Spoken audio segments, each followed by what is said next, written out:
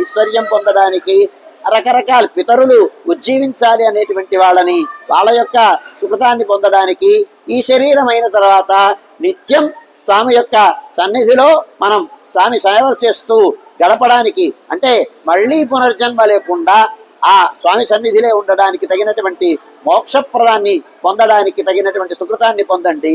ఇలా వివిధమైనటువంటి సుకృతాన్ని పొందుతూ ఈ ప్రదక్షిణం చేసి స్వామి అనుగ్రహానికి పాత్రం కండి. రండి, స్వామితో పాటు మీరు కూడా తిరగండి.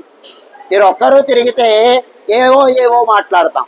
అలా కాకుండా స్వామి రథంతో పాటు తిరుగుతూ సంకీర్తనం చేస్తూ స్వామి ఆ గొంతుతో మన గొంతుకు కూడా కలిపి నామోచ్చారణం చేస్తూ ఆ రథాన్ని అనునయిస్తే ప్రాసంగిక సుకృతం లభిస్తుంది, అనుషంగిక సుకృతం లభిస్తుంది.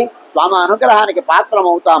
రండి, రథంతో అనునయించండి, స్వామి అనుగ్రహానికి పాత్రం కండి.